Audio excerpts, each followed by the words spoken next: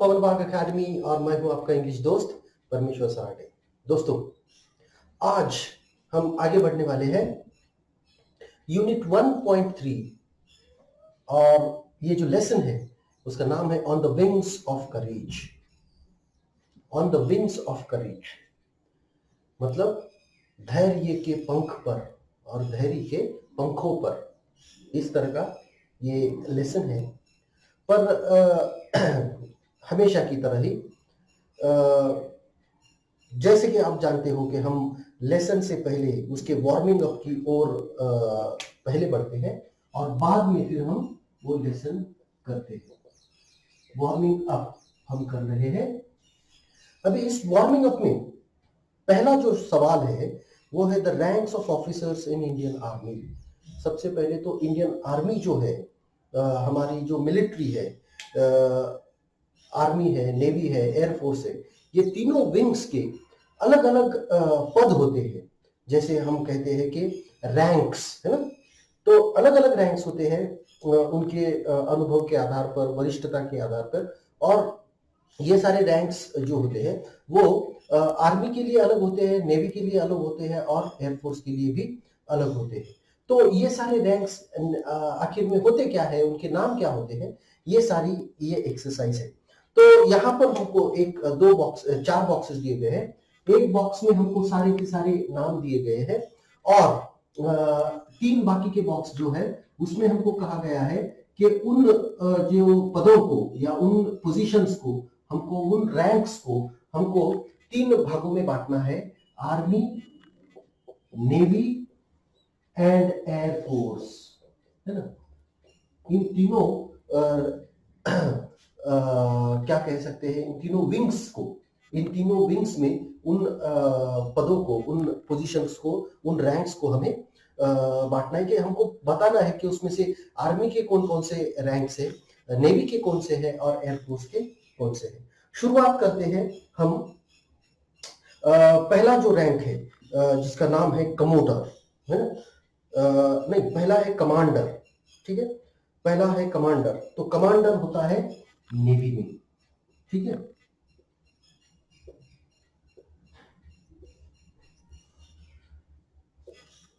Commander होता है navy में। दूसरा है ब्रिगेडियर। ब्रिगेडियर होता है आर्मी में। ठीक है, उसके बाद में तीसरा है विंग कमांडर। तीसरा है विंग कमांडर। अभी देखिए, इसमें बहुत ज्यादा सोचने की बात नहीं है। कुछ पद तो नाम से ही हम कर सकते हैं पता।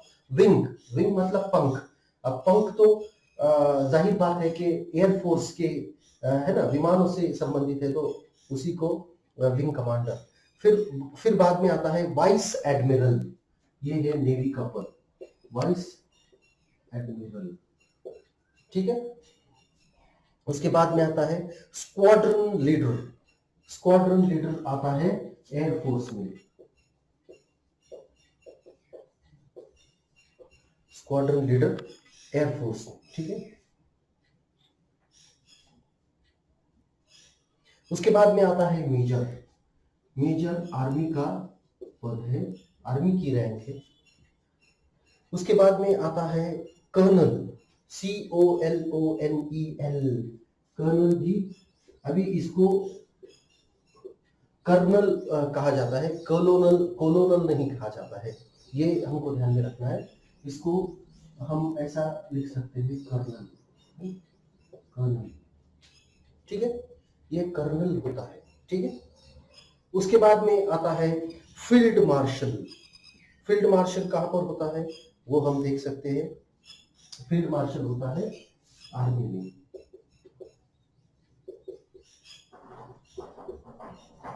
ठीक है, फील्ड मार्शल होता है आर्मी में। उसके बाद में एयर मार्शल। जाहिर बात है, एयर मार्शल कहां पर होगा? एयर मार्शल एयरफोर्स में, है ना। उसके बाद में पद आता है admiral of fleet. Admiral of fleet. अभी देखिए, ये आएगा नेवी में, एडमिरल ऑफ फ्लीट, ठीक है। तो इस तरह से हम उसको कर रहे हैं। उसके बाद में आता है लेफ्टिनेंट जनरल। अभी ये जो पद है इसका भी नाम थोड़ा सा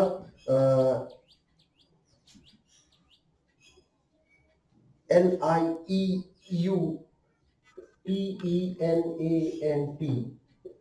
लेफ्टिनेंट जनरल। अभी देखिए इसको भी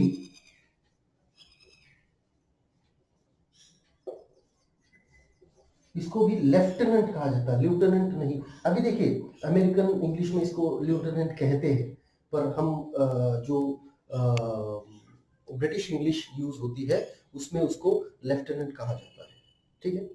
फ्लाइंग ऑफिसर, देखिए नेवी एयरफोर्स में होता है, फ्लाइंग ऑफिसर होगा, फ्लाइंग ऑफिसर। उसके बाद में कमोडोर, कमोडोर होता है नेवी में, है ना, कमोडोर। रियर एडमिरल,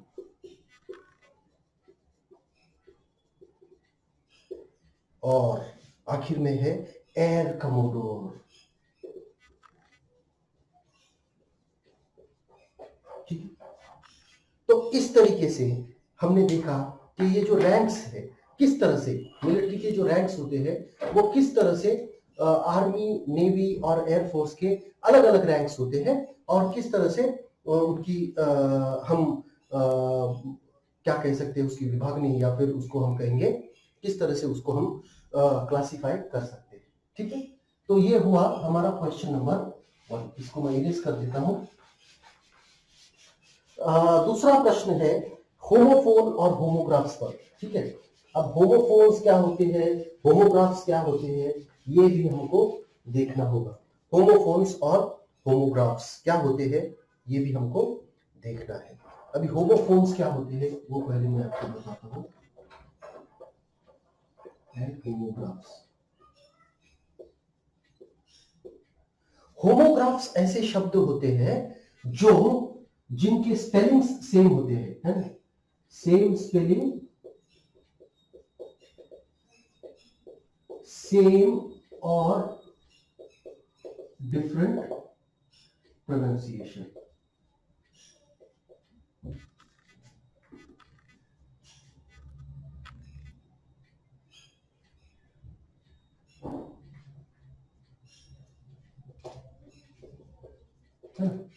होमोग्राफ्स क्या होती है कि सेम स्पेलिंग्स हो सकते हैं पर उनके प्रोनाउंसिएशन सेम हो सकते हैं या अलग अलग हो सकते हैं, ठीक है। और होमोफोन्स क्या होते हैं, सेम प्रोनाउंसिएशन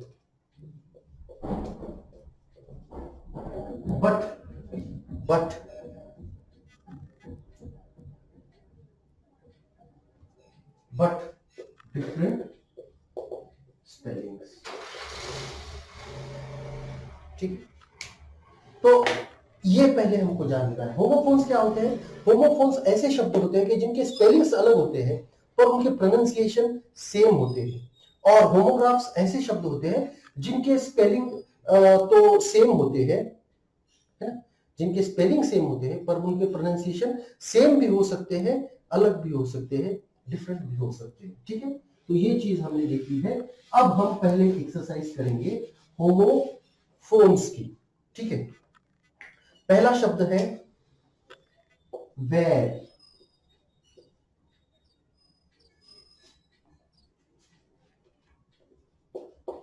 देखिए इसका जो प्रोनाउंसिएशन होता है वो वियर नहीं होता है, ये गलत प्रोनाउंसिएशन, इसका प्रोनाउंसिएशन होता है वेर, है ना, वेर, या फिर इसको डायरेक्टली हम ऐसे भी लिख सकते हैं वेर, है ना, ये करेक्ट प्रोनाउंसिएशन है वेर, है ना। चलिए तो अभी आज से आपको प्रोनाउंसिएशन भी उसका गलत नहीं करना है, इसको वियर नहीं कहते हैं, वियर योर ड्रेस नहीं, wear, wear your dress, okay. अभी देखिए ये दो अलग अलग शब्द हैं, इनको हमें एग्जाम्पल में यूज करना है।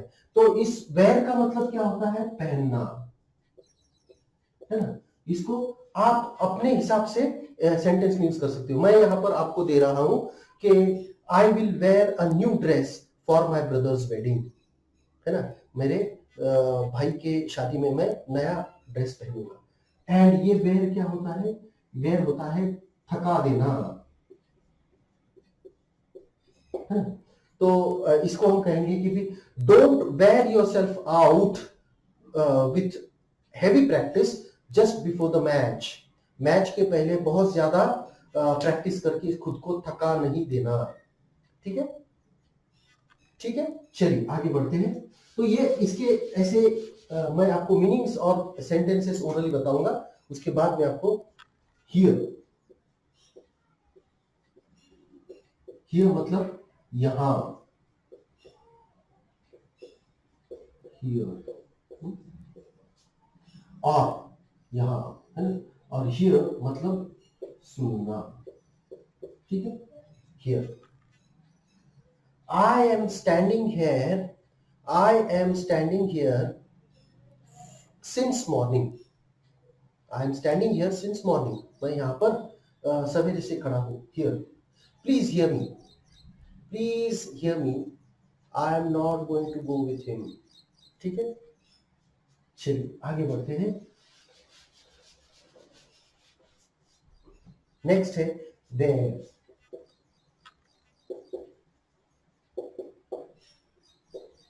देयर, दोनों भी प्रोनाउंसिएशन सेम है, होमोफोन्स है तो सेम प्रोनाउंसिएशन होंगे। देयर, अभी देयर, देयर क्या होता है? वहां, जैसे हियर यहां होता है वैसे देयर उनका, है ना। गो एंड स्टैंड देयर, जाओ वहां पर खड़े रहो। There, it is their property, ये उनकी प्रॉपर्टी है, हम उस पर अतिक्रमण नहीं कर सकते, we can not encroach on it, it is their property. Okay, ठीक है, तो इस तरह से नेक्स्ट एक्सरसाइज, नेक्स्ट वर्ड है, आखिरी वर्ड है सेल, सेल और सेल, है ना। सेल, सेल का मतलब क्या होता है? जिसको मराठी में हम पेशी कहते हैं, वो भी होता है उसका एक। सेल का मतलब छोटी सी रूम होती है ना, एक रूम हम कह सकते हैं छोटा, और सेल का मतलब होता है बेचना। तो he was in prison, he was kept in a very small cell, छोटी सी, बहुत ही छोटी सी रूम में उसे जेल में रखा गया था। Cell, I want to sell my telephone, I want to sell my television, TV. चलो आगे बढ़ते हैं। अब नेक्स्ट जो एक्सरसाइज है वो है होमोग्राफ्स की। ठीक है, अब देखते हैं इसमें क्या करना है। Right what the underline homographs in the following sentences mean, उसका मीनिंग हमें लिखना है। तो पहला है ए और बी, है ना। पहला है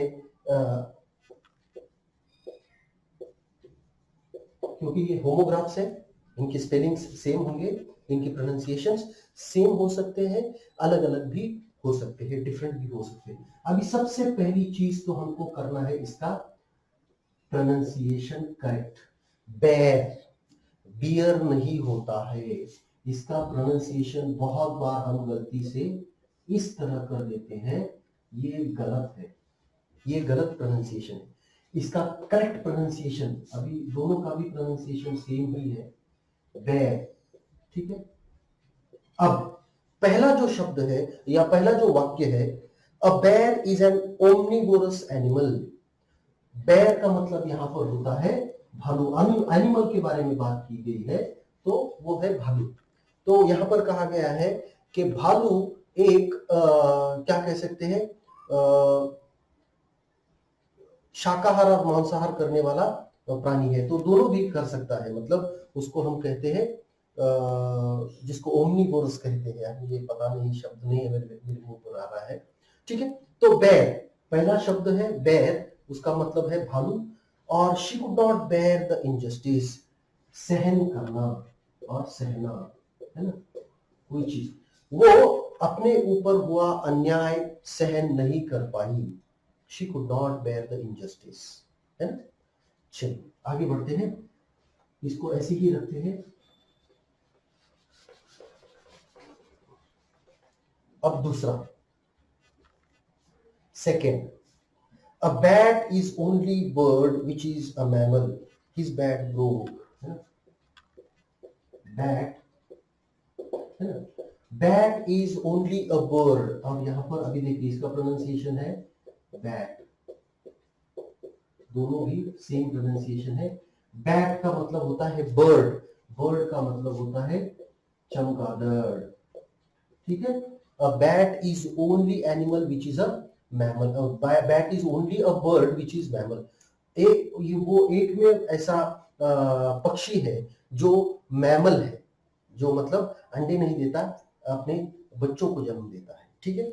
और दूसरा है हिज बैट ब्रो, बैट मतलब ये खेलने वाली बैट, क्रिकेट बैट है ना, क्रिकेट बैट,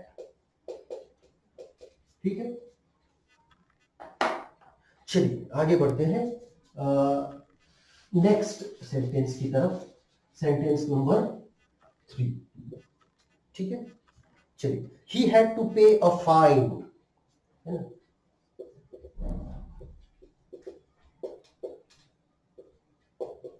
फाइन, फाइन, ठीक है। ही हैड टू पे अ फाइन, फाइन का मतलब यहां क्या होता है, फाइन का मतलब होता है उसे जुर्माना, है ना, फाइन का मतलब होता है जुर्माना, ठीक है। कुछ हमने गलत कर दिया, हमने रोड पर जाते हुए रॉन्ग साइड गाड़ी लेकर हम गए, तो हमें पुलिस ने फाइन कर दिया, जुर्माना, है ना। He had to pay the fine for breaking the traffic signal, traffic signal तोड़ने के लिए उसे जुर्माना भरना पड़ा।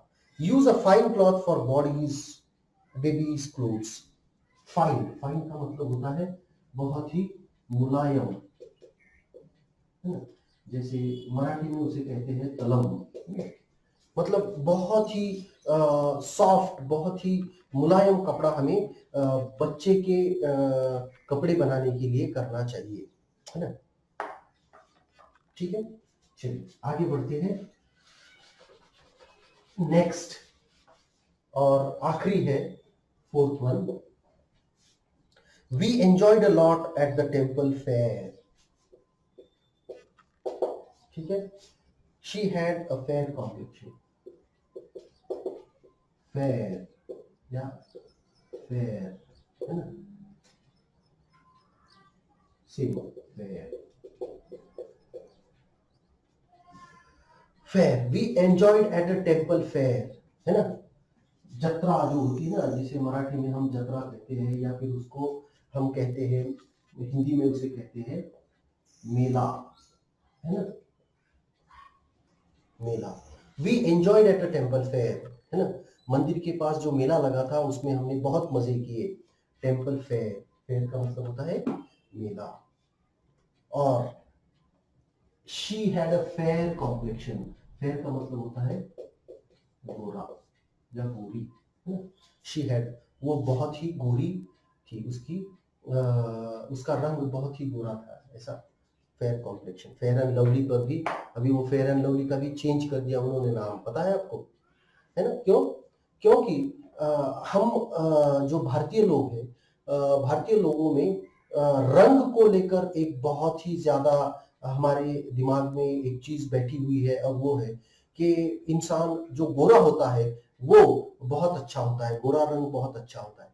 पर हम ये नहीं समझ पाते कि रंग गोरा हो, सावला हो, काला हो, रंग तो किसी को अपने जिसको हम कह सकते हैं कि उसको कोई चुन नहीं सकता है, वो तो हमें बाय बर्थ मिलता है ना।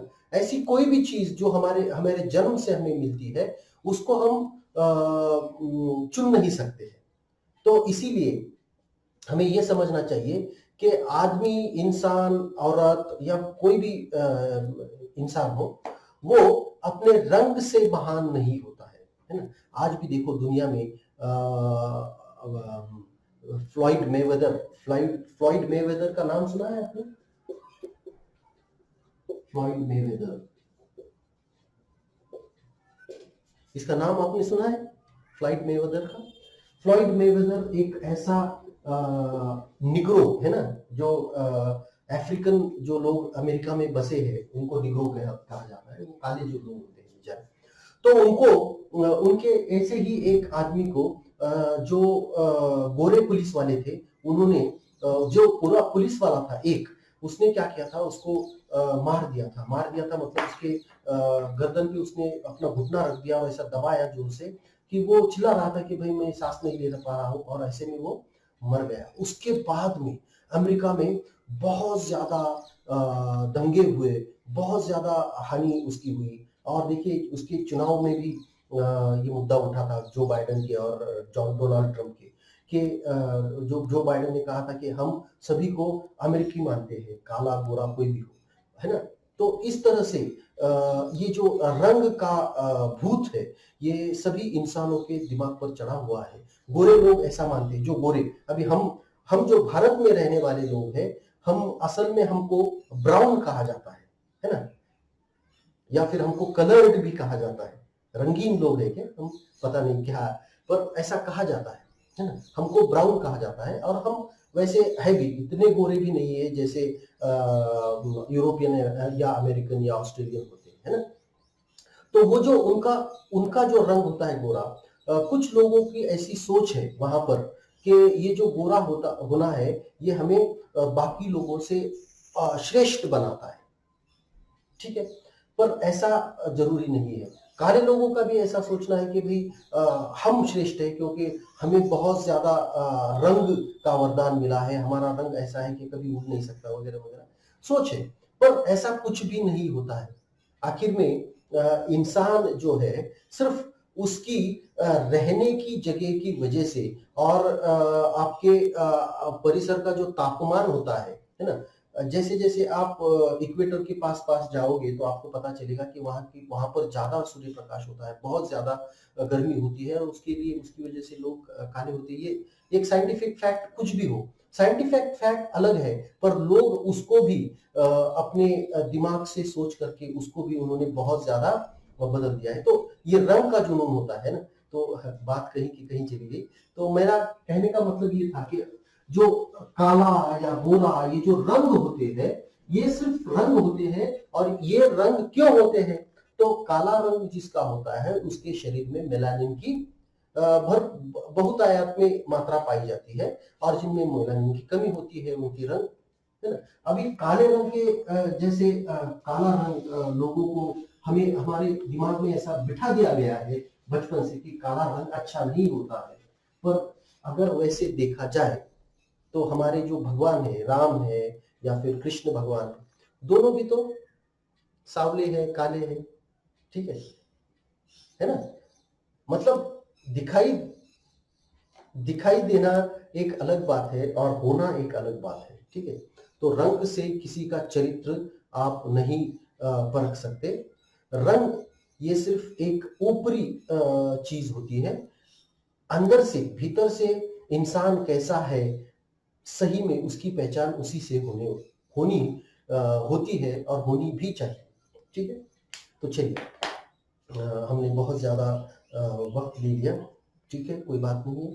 तो हम अब आगे बढ़ने वाले हैं विंग्स ऑफ करेज के साथ। ये जो लेसन है, ये लेसन अभी इसका कोई लेखक यहाँ पर नहीं है, क्यों कि ये जो लेसन लिखा गया है, ये एक विंग कमांडर के द्वारा उनके द्वारा दी गई रिपोर्ट के आधार पर बनाया गया लेसन है, इसलिए इसके कोई लेखक नहीं है ना। तो चलिए शुरुआत करते हैं। On the wings of courage. Air force marshal Arjan Singh, an icon of India's military history, will always be remembered as a war hero who had successfully led a young Indian Air Force during the 1965 Indo-Pak War. देखो, हम बात कर रहे हैं और ये जो report दी गई है, ये रिपोर्ट सौंपी है air field marshal Arjan Singh ने। अर्जन सिंह के बारे में ये लेसन लिखा गया है। और वो कौन थे? तो वो एयर फोर्स में एयर फोर्स मार्शल थे, और ऐसा कहा जा रहा है कि उनका जो योगदान 1965 के भारत पाक जो युद्ध हुआ था, उसमें उनका जो योगदान था उसको कभी भी देश भुला नहीं सकता। और उनके उसी क्या कह सकते हैं धैर्यपूर्ण या उनके उसी डेयरिंग एडवेंचर की वजह से ही भारत को उस युद्ध में जीत मिली थी, ऐसा इसमें कहा जा रहा है। क्योंकि वो उनको वॉर हीरो समझा जाता है, क्योंकि उनकी वजह से, है ना, वो एक ऐसे शख्स थे जिनकी वजह से ये सारा युद्ध आज लोग याद रखते हैं। The only officer to attend the highest post of marshal, और वो ऐसे अकेले शख्स है एयरफोर्स में जिनको मार्शल ये पद मिला है। The air force equivalent to the army five star field marshal, है ना। देखो आर्मी में भी फील्ड मार्शल जो पद होता है, जो 5-स्टार पद होता है, 5 स्टार मतलब वो सबसे ऊंचा पद होता है, वो सभी को नहीं मिलता। देखिए अभी यहां पर हमें कुछ चीजें समझना जरूरी है। जैसे आर्मी के प्रमुख कौन होते हैं? जनरल होते हैं, है ना, जनरल उनके प्रमुख होते हैं। वैसे एयरफोर्स के कौन होते हैं? तो इसके कौन होते हैं? नेवी के होते हैं एडमिरल।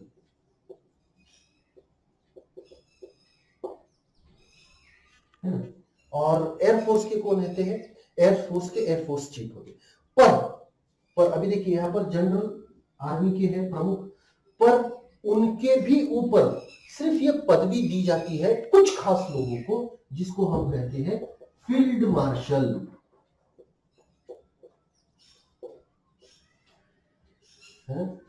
एयरफोर्स चीफ, है ना, उनका जो कुछ नाम है, उनका जो पद है। वैसे ही उसी के तौर पर मार्शल ये भी पद दिया जाता है एयरफोर्स ऑफिसर को, जिसने कुछ बहुत ही कुछ नायाब, बहुत ही कुछ बड़ा किया हो, उसी को वो दिया जाता है। और वो फील्ड मार्शल के आर्मी के फील्ड मार्शल जो होते हैं उनकी इक्वालिटी। अभी तक देखिए भारत में 2 या 3 ही जनरल ऐसे हैं जिनको ये फील्ड मार्शल का पद बहाल हुआ है, उनको मिला है। वैसे ही एयरफोर्स में भी वो अकेले ऐसे ऑफिसर थे, अकेले ऐसे एयरफोर्स चीफ थे जिनको मार्शल पद से नवाजा गया है। Singh was a fearless and exceptional pilot who had flown more than 60 different types of aircrafts.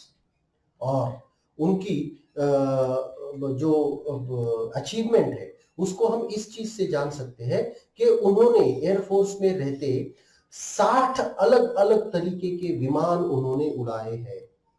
Aircrafts, है ना, विमान हो सकता है, हेलीकॉप्टर हो सकता है, ऐसे 60 अलग अलग तरीकों के विमानों का उन्होंने संचालन किया है, चलन किया है। और वो एक ऐसे शख्स है जो अकेले ऐसे शख्स है एयरफोर्स के जिनको मार्शल पद मिल चुका है। ठीक है, तो आशा करता हूं कि ये वीडियो आपको पसंद आया होगा। यहीं पर हम रुकते हैं, इसका अगला भाग हम आगे कंटिन्यू करेंगे। अगर वीडियो आपको पसंद आया है तो उसको लाइक जरूर कीजिएगा, दोस्तों के साथ शेयर करना मत भूलिएगा, और पवन बाग अकेडमी को सब्सक्राइब करिएगा ताकि ऐसे नए नए वीडियोस आपको मिलते रहे। धन्यवाद, थैंक यू वेरी मच।